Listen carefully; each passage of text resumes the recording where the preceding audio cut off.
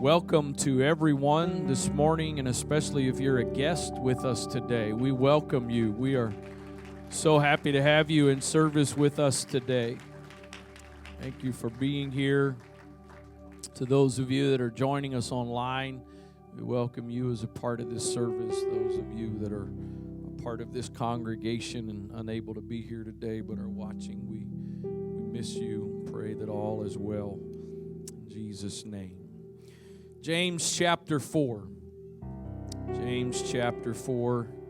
Begin reading with verse number 13.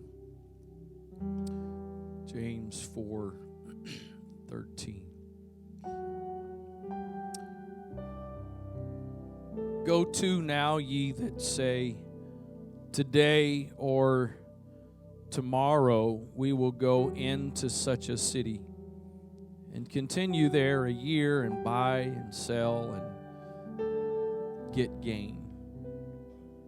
Did anybody start off 2020 with some plans for the year? Some vacation plans, graduation plans, wedding plans, big plans for the year, momentous, important. We've got young people here that was their senior year of high school, college.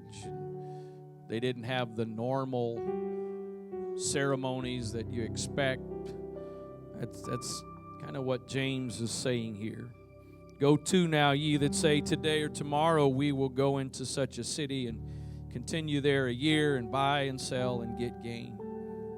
Whereas you know not what shall be on the morrow. For what is your life? It is even a vapor that appeareth for a little time and then vanisheth away.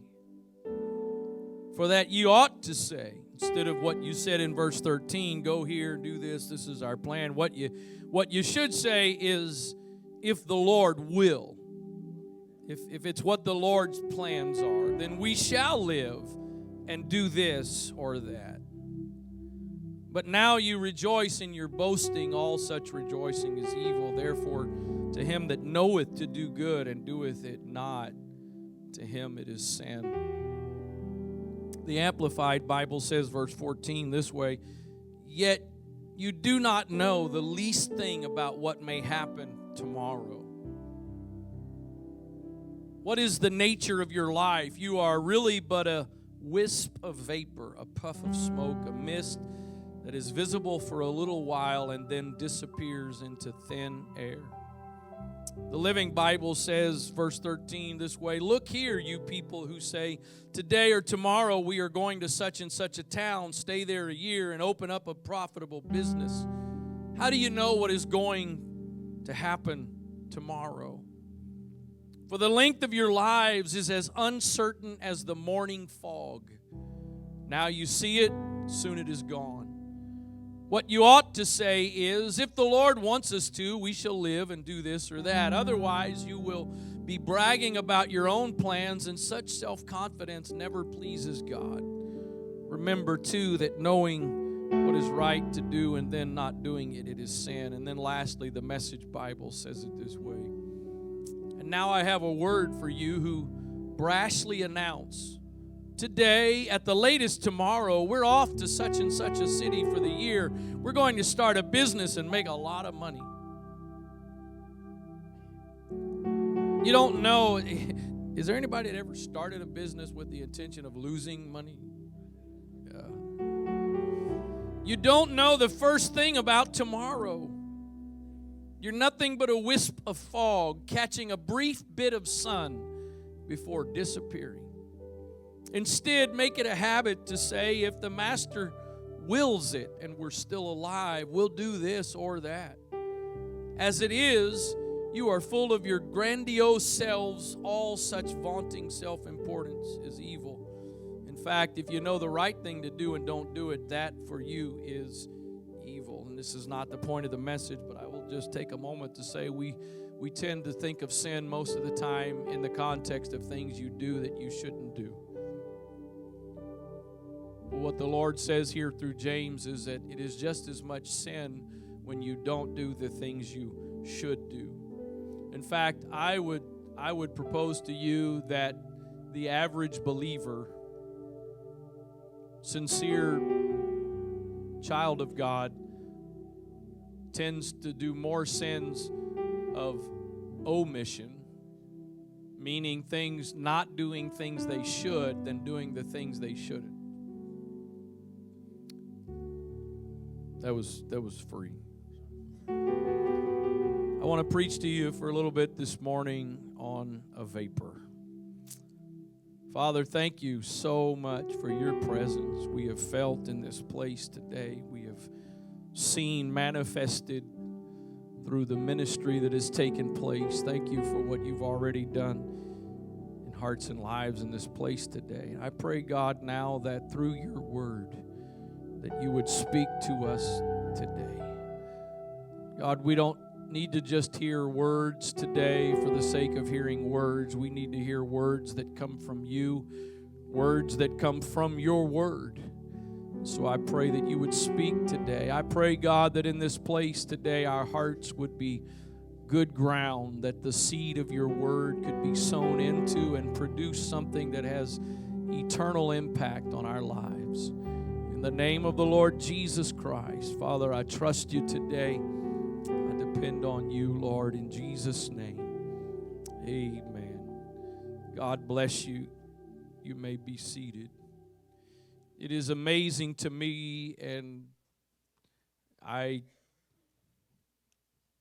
include myself in this, so I am not referencing everybody else as if I am exempt. But it is amazing to me how much of preaching today has to do with the here and now. That the focus of it is about this life, bettering this life, improving this life. This while there are many things in this book that impact this life and can improve this life, this book is about eternal things first and foremost. And I realize there's a lot of people that really their initial or surface interest in God is really about that. What is he going to do for me? What is he going to change in my life now? How is he going to improve my life now? And that is not the first and foremost purpose that God has. I became senior pastor of this church in 2005 and involved in pastoral roles years before that. And the last 2 weeks have been a first for me.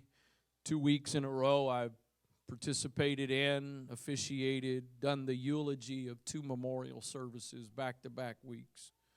A memorial service back-to-back weeks. Not only was that unique, but one of the unique things also about it is the first one was a young man in his early 20s. And the second one, and to those of us that have crossed the 50 barrier, yes, if you're in your late 30s, you are young. If that bothers you, no offense, but I'll call you what the Bible uses for things like that. You are a fool. Enjoy it. Enjoy it while you can. Both of those are young.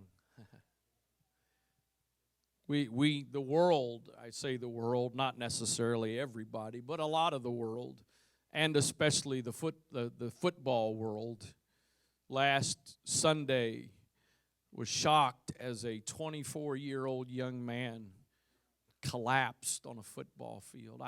I've watched games before in which somebody took a hit that they laid there motionless because of an injury, and they've had to cart them off because they were paralyzed in that moment, and some were permanently paralyzed from what took place. But I don't know if what happened last Sunday night, I've never heard of it happening before, where on a field a guy collapsed, and right there in front of thousands of fans, two teams and a world of people watching the game live. CPR was being done immediately on the field for a 24-year-old young man just starting out his career. Life is a vapor. It's a vapor. It's here today and gone tomorrow. I know that I'm somewhere kind of in the middle here today of young and old in this room, and I can tell you, and I've talked to others that are older than I am. I just had a conversation. We were at a wedding yesterday evening, and you know, it's kind of funny. My kids seem to roll their eyes at it now, but usually if you get a couple of older people together, there's a couple of things that are going to come up. There's some guaranteed conversation topics. Aches in your body. The need to lose weight and get in shape. They're just a given. The second one, I think we talk about it because we don't really always do what we should. So the fact that we're at least talking about it makes us feel a little better. There's a song that came out when I was a teenager, and the song went something like this: if I could save myself with good intentions, I know that I'd already have it made. But good intentions alone just won't save us. And I said to my wife a day or two ago, I said, rewrite that song. If I could just lose weight with good intentions, if good intentions were all it took to lose weight, I'd be skinny as needed. Those of us that, so I said it last night at the table, I don't, and again, I know those of you that are in your 70s and 80s, and we got at least one here in her 90s, that's my grandmother, and I know you're just gonna kind of shake your head at me, but I can't comprehend that I have crossed the 50 mark. 50 was all the old people. And now to be 9 years away from 60. I'm not discouraged and depressed. Just hear me, please. You may want to laugh a little bit now because we may not be laughing the whole time here this morning. I cannot comprehend. I think somehow in my mind 60 is still that's my grandfather. Which both my grandfathers are not even here anymore. It's a vapor. And how sad is it that many of us spend the majority of our time focused on making the vapor everything we want it to be. We invest our energy and our efforts, and the majority of our focus goes into making the vapor as wonderful as we can make it. And the problem is it's a vapor. I think we live in some ways, if you're looking at it from a natural perspective, what I'm about to say is not what I would be saying, but from a spiritual, biblical perspective, you and I are living in one of the most awesome times in all of history. Most of you didn't say anything because you don't agree with that, because you're so consumed with everything that's going wrong and all the problems and all the issues and the difficulties. And I will say it again, from a natural perspective, I agree. But you and I today as believers are not supposed to think first and foremost from a natural perspective, but we are supposed to think first and foremost from a spiritual, biblical perspective. And so from that perspective, we are living in one of the greatest times to have ever lived. And one of the reasons we are living in one of the greatest times to have ever lived is because the distinction between light and darkness is growing greater and greater. There are people sitting in this room today that you are old enough that you remember a time when many things that are now not only accepted today but are being promoted today. You lived in a time in which the world, not Christians, not super conservatives, but the world thought those things were wrong. There was a time in which the world thought adultery was wrong. And if you committed adultery, you tried to keep it hidden so people wouldn't find out. It amazes me how many things today we, especially as apostolics, get labeled for that used to they were a normal part. Oh, man, I shouldn't go where I'm about to go. It won't be the first or the last time, I'm sure. I'll at least say it kind of vaguely. But I just saw a clip the other day of a president. At one point stating the fact that he didn't understand this agenda of changing the definition of marriage. Who then at some point completely flipped. Oh, why don't I get a little bit bolder? And now, our current president, who now supports lifestyles that contradict this book. I saw a clip the other day of several years ago, out of his own mouth, what hopefully you and I, but at least I, still stand for today. That now there's something wrong with us. We get labeled, so we're not tolerant, and everything else that gets labeled us, that at one point was accepted in society. And so for what many of us here this morning we think is such a terrible thing in our world today, I'm going to say it again from a biblical perspective. We're living in one of the greatest times to ever live. Because at the end of the day, there is nothing hell can do to stop what God is going to do. Jesus said it himself. The gates of hell will not prevail against the church. Oh, there may be some opposition and there may be some struggles, but what you and I are here today to be a part of is something that's going to be victorious. Hell has tried for thousands of years to stop it, but God always has a way. I got to tell you, I've grown up in this. This is, if you're a guest today and your first time, my parents started this church. They came to Maryland and they came to Annapolis in 1970 to start this church. I was born in 1971. So I've been in this all my life. I've heard this all my life. And I've heard prophecy preached all my life. End time stuff, and there's some folks here that have been around long enough. They were there. There were two different times in the late 70s, beginning of the 80s, that there were two different times, two different guys that were here for weeks in a row, 4 or 5 services a week, preaching about end time prophecy, biblical end time prophecy. I'm old enough that I remember some of it, and I remember hearing that the mark of the beast was coming in a cashless society. I got to tell you, for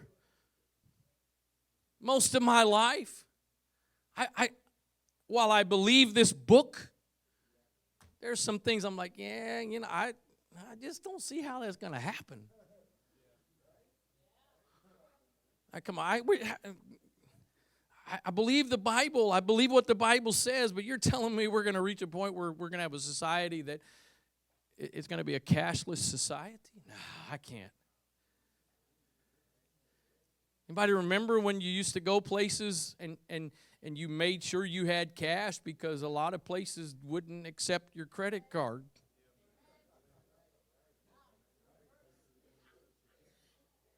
We went a couple of weeks ago, had a little family outing, and we were at an eatery, and I was handing out some cash to some of my kids to go get their food because I had cash. I didn't want to use a credit card. Only to you walk up. I'm sorry, but we don't take cash here.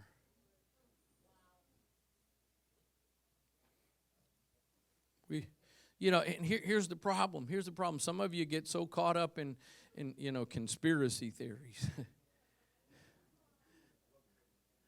I got something way bigger for you than a conspiracy theory.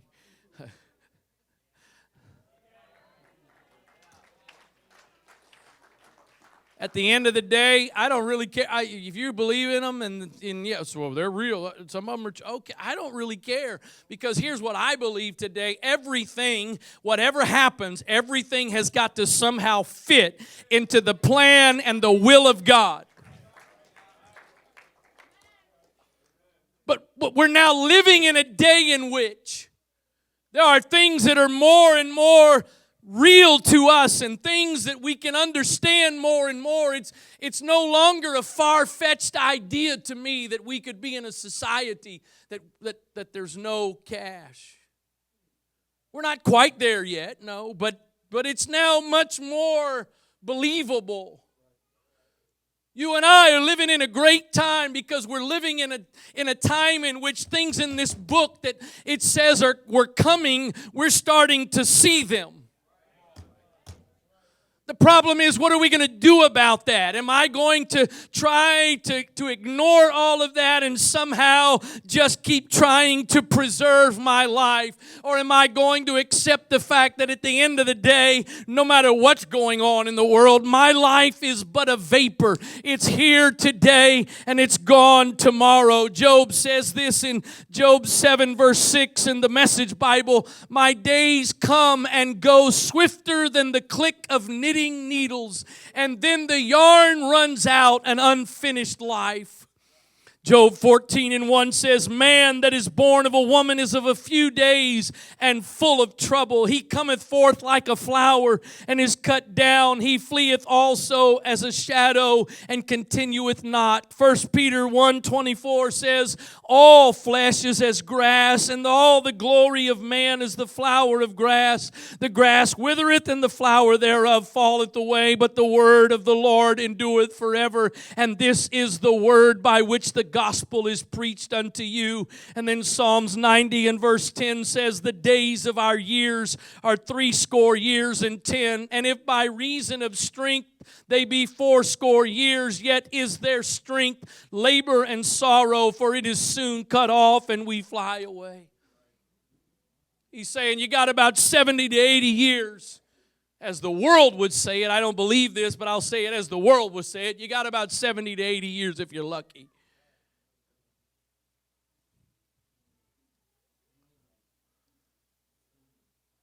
It's here today, it's gone tomorrow. It's just a vapor. Just a vapor. You know what's going to happen in a few minutes? In a few minutes, we're all going to be saying, how in the world is it Christmas 2023? It happens every year. We go get our Christmas decorations out, and somebody, usually more often than not, is my wife, that says it feels like we just put these away. It does. How did we get here? And yet, how many of us are trying so hard, investing so much of our energy and efforts into this life? You say, what are you saying, preacher? Are you saying I'm supposed to just sit at home all day and pray and read my Bible? No, absolutely not. Because here's, I've never read it, so I guess I really shouldn't reference it in any way, negative or positive, because I don't really know what's in it. But just based on what the title says, God's not interested in your best life now in the way you probably would define your best life now. Is there anybody that would define your best life now as being the life you have right now? Anybody? Come on, anybody? Is there anybody? I'm shocked. I usually, even with those kinds of questions, still get at least one hand. No. Is there anybody here today that I'll ask at least from a natural, some of you are going to get spiritual on me now, but from a natural perspective, that there's not some things in your life, if you could change, you would change? Is it? Absolutely. Because none of us have what we would perceive to be our best life now. You want to know how to get your best life now? I'm going to tell you how to get the best life you can have right now is to live for the life that is coming. You're never going to get your best life now living for what you may get between 70 to 80 years, give or take a few. You want to get the best life you can have here? That's make up your mind. I'm not living first and foremost for this life. I'm living for the life that is to come. I've heard a statement before, and they say somebody is so heavenly minded they're of no earthly good. I think oxymoron may be the term I'm looking for. I think it's a contradiction. I think oxymoron is a more smart sounding way to say it. That's a contradiction. There is no way to be so heavenly minded you're of no earthly good. I will tell you, you can be so earthly minded you're of no heavenly good. But there is no way to be too heavenly minded that you're of no earthly good. Because to be heavenly minded really means I am being more and more mindful of what's in this book. And I got to tell you, the more mindful I am of what's in this book, I have found the better life I have here and now. That when I allow this book to govern everything I do, and I don't always get that right, but when I try to let this book govern everything I do because I'm worried or I'm concerned or I'm living for the life that is to come, you know what happens? I become a better husband. I become a better father. I become a better brother. I become a better friend. I become a better employee, a better employer. You can't get too heavenly minded that you're of no earthly good. Vapor. It's a vapor. I mentioned this on Thursday night. My wife wasn't in here, so I'll mention it much more discreetly because she's now in here. We started on Monday morning emptying out. We've got a couple of attics. They're basically off of rooms, so it's not like in the ceiling, whatever, but a bunch of stuff.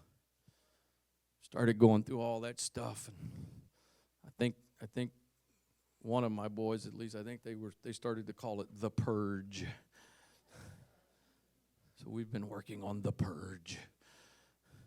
And yesterday there was a box I was trying to go through a little bit, and I started looking through that box, and in that box I found a report from not one of my kids, from my kindergarten parent-teacher conference.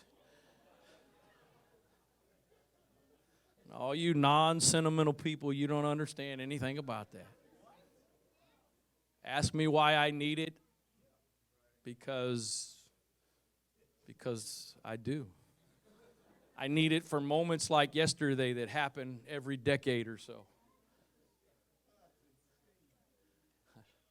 I had some of you went to Antioch Christian School. I had my report card from I think it was 77 or 78.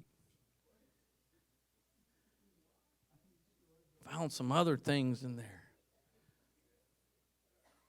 And you know what? The past couple of days, what I've done since then, I've tried to sort of pull up some memories, even before that box yesterday. We went out the other day, what we now call the Final Four. My sons and my wife and I, others have chosen to abandon us for other people. I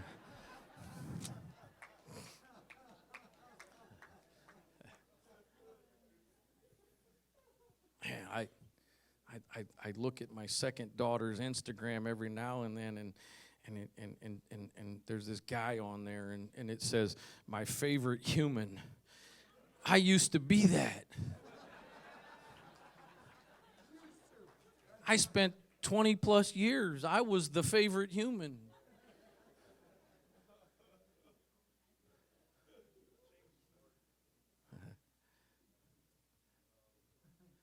We were downtown Annapolis.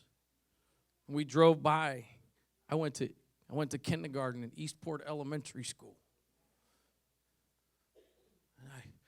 And then we got to talking, and we drove over and showed my sons, my wife. Actually, I don't think she had ever seen it. Drove over to the first house I lived in, right around the corner from Windsor Avenue, Roosevelt Court.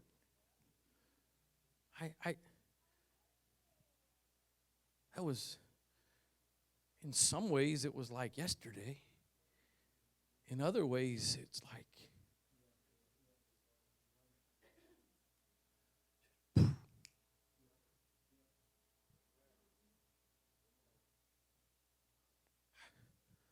early 20s, late 30s.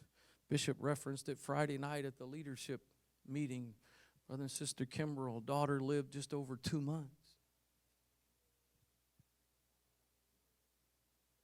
I got a question. Is there anybody here that you've had a relative that lived to their 70s, 80s, 90s, especially 90s, that when they passed, you still didn't feel like it was too soon? I mean, yeah, we rationalize it more because they've had, but do we want them gone? No, because it's a vapor. You want to make the most out of this life? Live for what's coming. You want to be the most successful you can be in this life, then don't live for this life first and foremost. Don't live for the vapor. Live for what's going to be eternal. And that's not, I realize that somehow the last couple of weeks or so ago, and I know some of you are very wise in this place. You're very smart, and you have no social media. You are the smart ones in the room, but pray for the rest of us, because we're on there, and more often than not, I realize there's some wonderful things on there, and then there's a whole lot of things that are not helpful. And somehow, several weeks ago, this stuff started popping up on my Instagram feed about, these people who all they had walked away basically from religion and all about, living under this mentality of hell. And so you're living this life motivated by fear. Well, the flip side is this. Some of us are not living because we're afraid of going to hell. We're not living, and our lives are not motivated by this fear of staying out of hell. I don't really think that about hell all that much, because there's something else that I am living motivated by. The old song says it this way: what a day that will be when my Jesus I shall see, when I look upon his face, the one who saved me by his grace, when he takes me by the hand and leads me to the promised land. What a day, what a glorious day that will be. There'll be no more sorrow there. No more burdens for us to bear. No more sickness, no more pain, no more dying over there. But forever I'm going to be with the one who died for me. What a day, what a glorious day that's going to be. I'm living motivated by trying to do, not out of fear, but out of faith, trying to do whatever I got to do. I want to be ready for that day.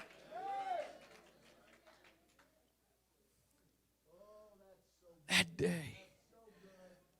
Luke chapter 12, verse 15.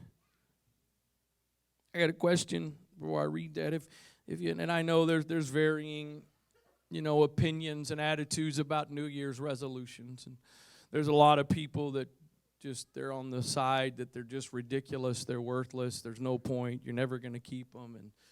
And then there's others, and I'm probably in the other group, you're more in the middle. You don't usually keep them, but sometimes there's still a little bit of benefit out of making them and at least starting them. I got a question if you had. I'm not going to ask you to affirm if you have or haven't, but if you're here today and you've made a New Year's resolution or some New Year's resolutions, I have a question for you. What do those resolutions impact? If you keep them, what are they going to impact more? The eternal or the temporal? What are they going to directly impact? Because more often than not, the resolutions we make are more about impacting the temporal. I heard it on the radio the other day. What is the most common, often made New Year's resolution? Lose weight and or exercise more. There's nothing wrong with that. The Bible didn't say bodily exercise does not profit. It didn't say that. It says it doesn't profit much. So I'm not at all promoting this morning we should be unconcerned because our bodies are the temple of the Holy Ghost. So I'm not saying we shouldn't try to, but at the end of the day, I know I've said it many times before that the old song says, morning by morning. It's based off of a verse, but the song says, morning by morning, new mercy I see. Those of us that are middle-aged, it's a new song. It's a different song. Morning by morning, new aches and pains I feel.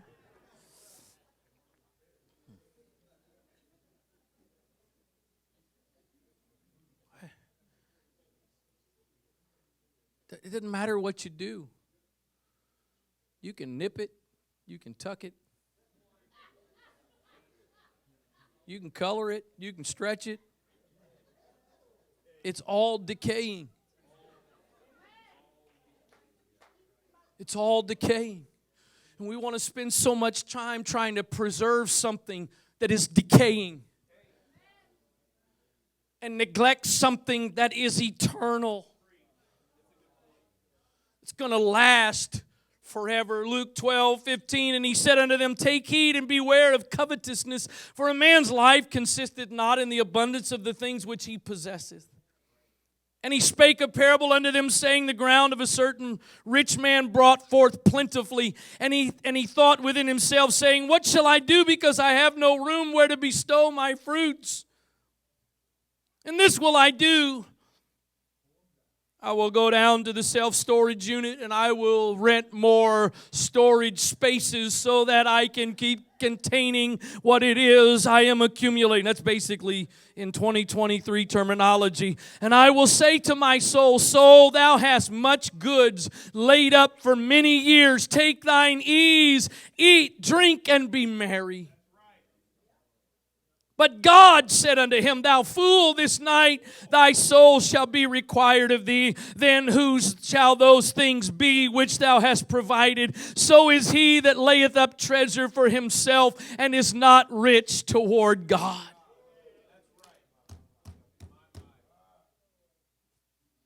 Said it many times. I think I said it actually within the last several weeks, but I'll say it again today. I've been involved in and I've seen numerous funeral processions in my life. But I have never, ever, and don't expect to ever see a U-Haul trailer in one of them. As the person is taking all of their possessions with them.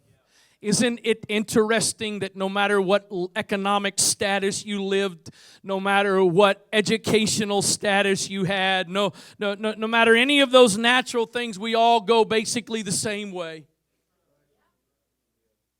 I realize some are cremated, but just you'll permit me in the context of this example, just to use the one example, but it's 6 feet under. And yeah, I know some may go under in a little nicer box than others. But at the end of the day, in that grave, we all pretty much become pretty equal. Doesn't matter if you had or didn't have a 401k. I heard a joke the other day. This guy said, somebody told me I need to do a 401k. I'm not even doing a 5K. Why would I want to do a 401k?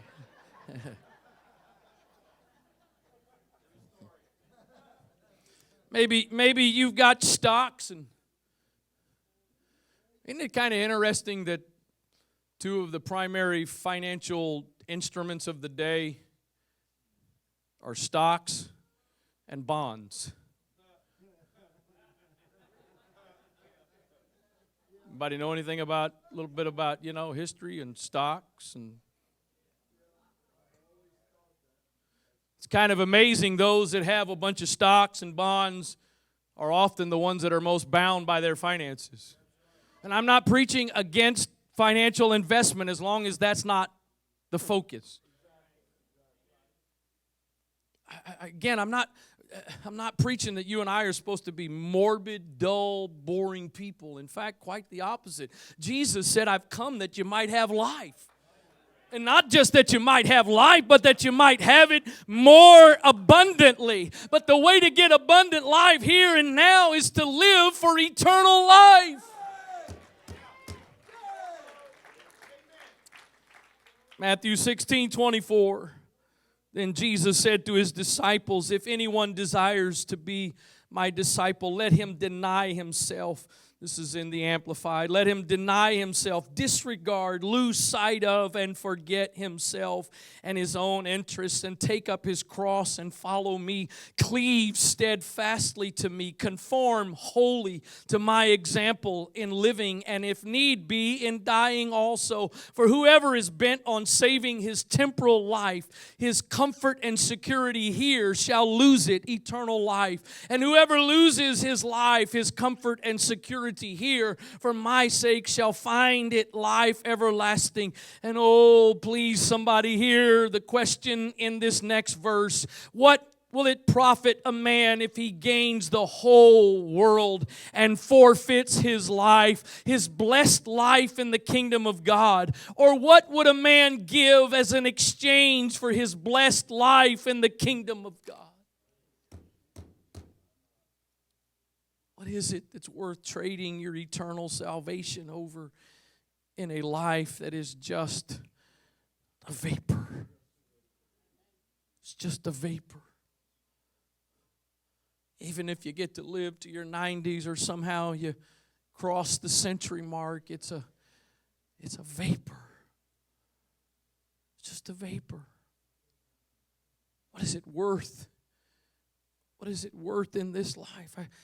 We celebrated, my wife and I, last year was our 30th anniversary, and I started the year before that saving up so we could go on a big trip for our 30th anniversary. We were going to go to Hawaii, and then some things changed with health stuff for her, and we ended up going in the summertime with my sons, where they went with us, and as they say it, they took us on our 30th anniversary trip. But I can still remember thinking back, leading up to that trip, the planning and the excitement of it. And it's gone. I scroll through my phone and I see pictures and I'm like, what decade was that?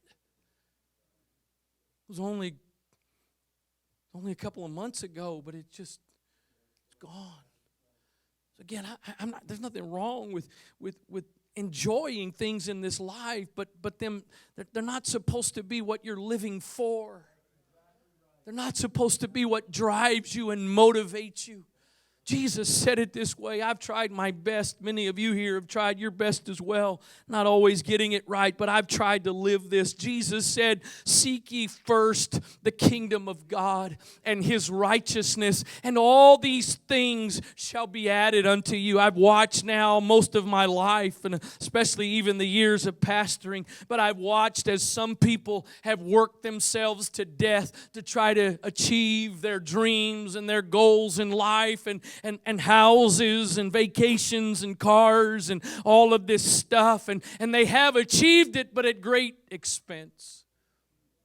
And then I've watched others that have made up their minds, you know what, I'm going to put God first. And I'm not always going to make decisions that are the most logical or the best natural financial decisions, but I'm going to put the kingdom first. And I've watched as God has, in essence, miraculously, the things that others have worked themselves to death to get, God has just simply provided it for others because they decided, I'm not going to live for what is the vapor. I'm not going to give myself and work myself to death over what is here today and gone tomorrow. We went yesterday. Brother Stephen Fox is now a part of Antioch, been a part of us now officially as a member for about, 6-8 months. Been attending some for over a year now, a student at University of Maryland, but now is transferred to be a part of Antioch. And he got married yesterday, and it's kind of cool. The girl that he married attends his brother Reaver's church in Baltimore, but actually she was won through our campus ministry at University of Maryland. So they got married, and now both of them are going to be a part of us. It was an absolutely beautiful day, beautiful wedding, beautiful time, just such. I'm not here talking about some kind of boring, miserable life. Not at all. I don't know if, I'm not trying to be offensive to anyone. I don't know of anything that in the Scripture, and I know there are those that do it, and I honor them, respect them for being willing to, but I don't know of anything in this book that tells you and I we're supposed to go live somewhere separated from the world and do nothing but pray and read our Bibles all day long. In fact, I know otherwise because Jesus himself, in the last little while that he was on this earth, he prayed, and he prayed this prayer. He said, Father, I'm not praying for you to take them out of the world. I want you to leave them in the world. But I pray that you would keep them in the world. Because how are people that have no hope, and how are people that are living in darkness, and how are people that are living with depression and anxiety and fear and sickness, how are they going to know what Jesus can do if there's nobody around them Jesus has done it for? So again, I'm not preaching a miserable, boring life. I'll say it again. You want your best life now? The way to get it is to live every day striving for the life that's ultimately to come. We've referenced her a couple of times this morning, but if in fact Jesse would have somehow in the last 6 to 9 months gotten a heart transplant and was still with us today, she'd need another one at some point in the future.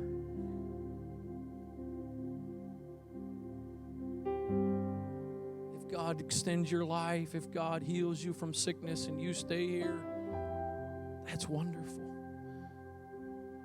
No matter how long you stay, no matter how long you got here, it's just a vapor. Oh, I know this is the first Sunday morning service. Last Sunday morning is the first Sunday of the year, but this is our first Sunday morning service, and what an awesome presence of God we felt here today, and awesome things God has done. And I promise you, really, there's a part of me that everything in me wants to just give you some fluff. But you know what? We can get fluff all over the place now.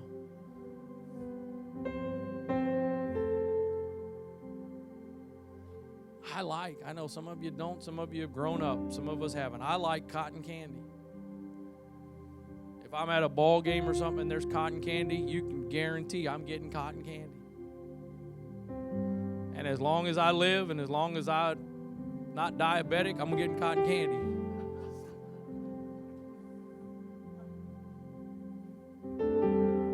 But there's just, I mean, it's sweet to the taste, but there's nothing to it.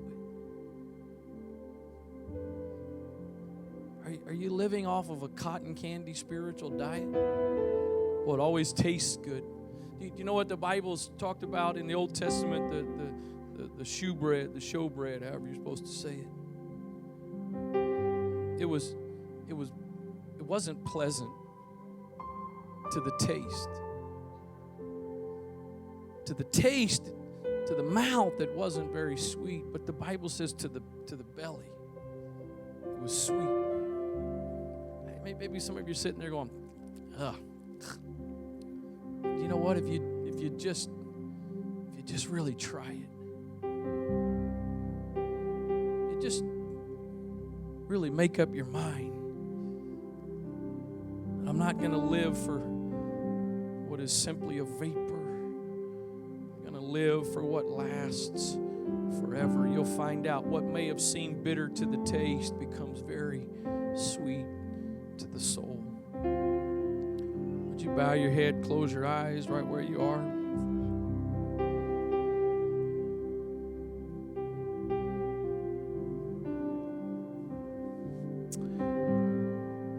I want to give an invitation right now, not an invitation to join a church if you're a guest. That's not what this is about. I want to give an invitation to anyone and everyone that would this morning. First Sunday morning service of the year.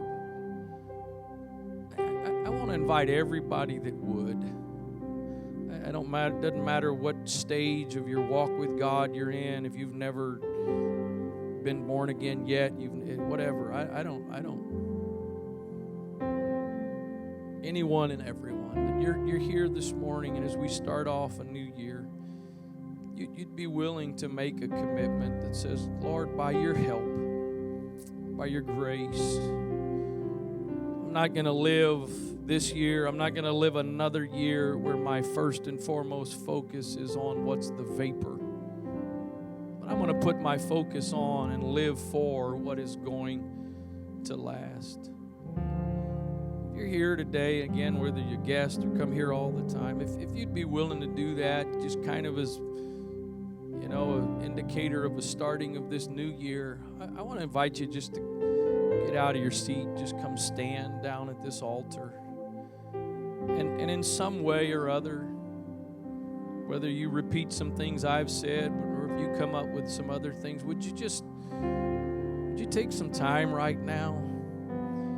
Or maybe some of you I don't know if I can do that. I don't know maybe if I'm ready for that. Would you at least be willing to tell the Lord today, Lord, I want to do that. I want you to help me. I don't know that I have what it takes to do that, but I do have a desire.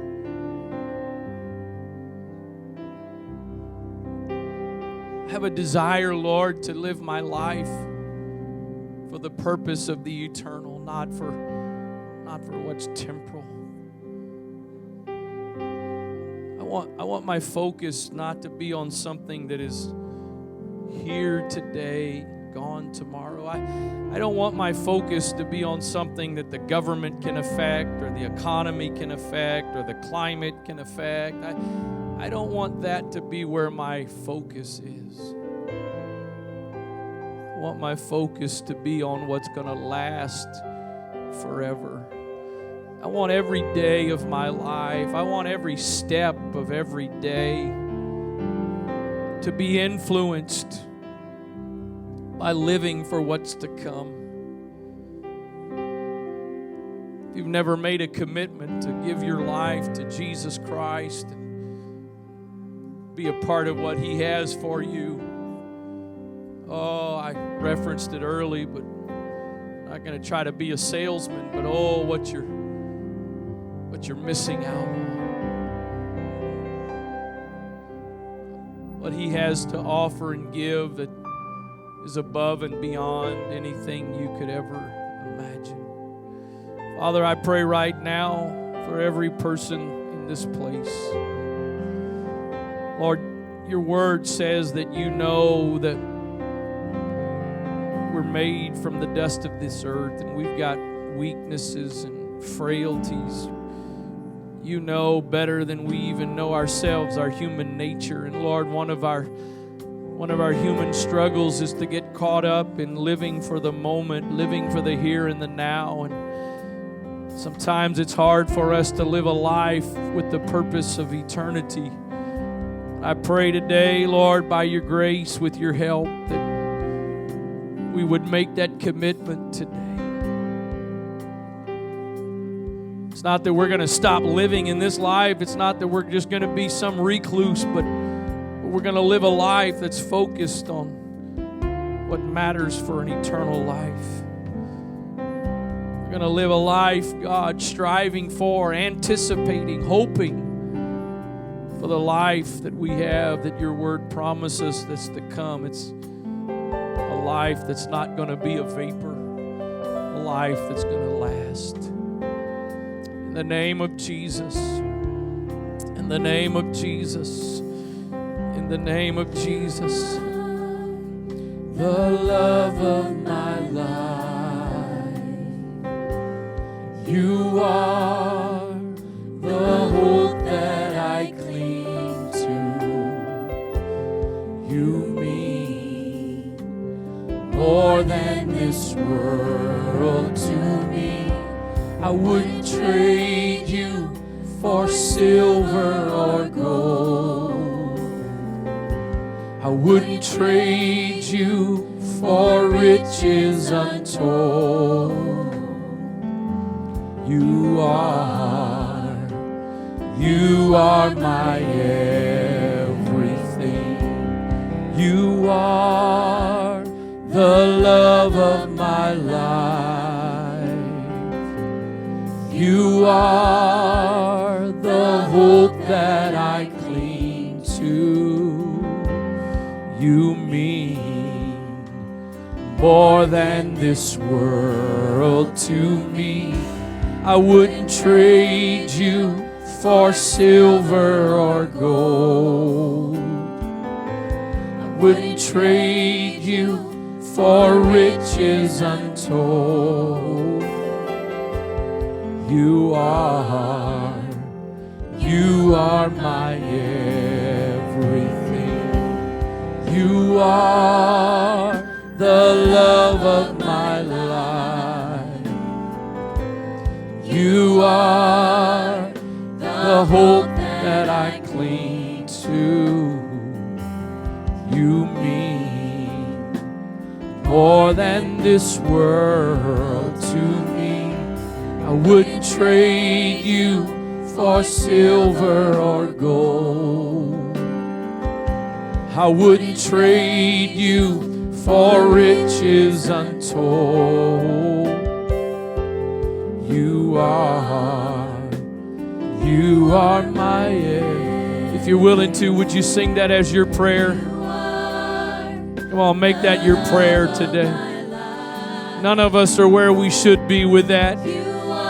Every one of us in this place could all improve and develop more, grow more in our love, but that's the desire. That's what we're striving for. I wouldn't trade you for silver or gold. I wouldn't trade you for riches untold. Oh, you are my everything.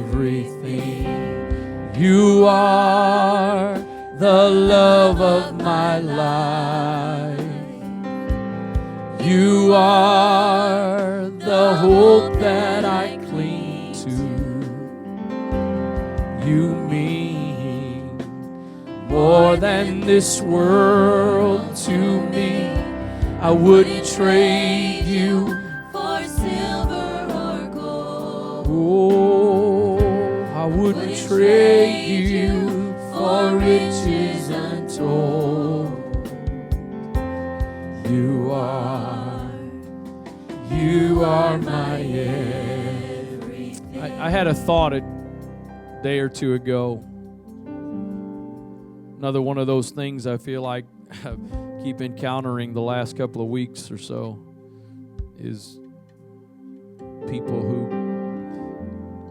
say they don't believe there is a God and mocking those of us that do. And it dawned on me that if I live my life the way I've been living it and keep living it the way I am living it, I'm going to find out all of this, if in fact it's not all real and true. You know when I'm going to find that out? I'm going to find that out when I die. But I'm not going to know.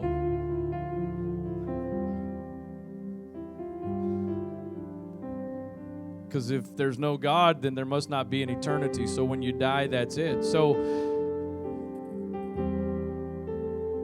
what do I have to lose?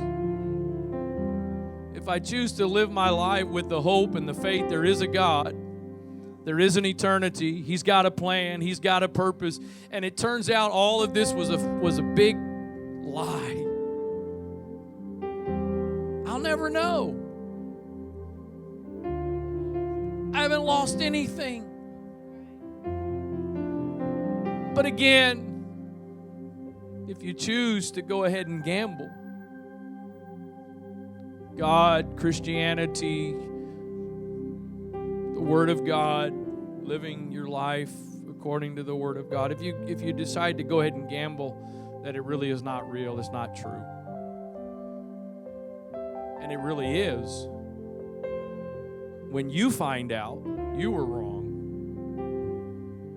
it's too late.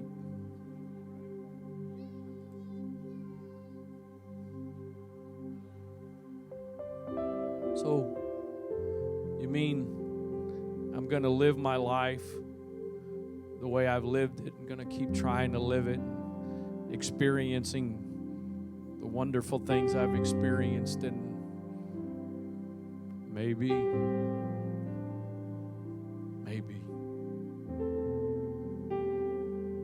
Not that I think that for the slightest bit. What is there? What do you have to lose? Father, thank you for every individual in this place today, young and older. Thank you, Lord. Lord, I realize, I acknowledge even for myself, this is not what my flesh wants. This is not what my natural man wants to hear. There is something in my spirit man that resonates, that craves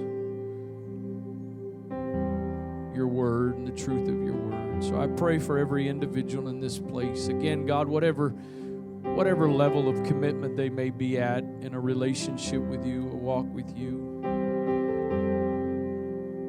that your word today would impact our lives.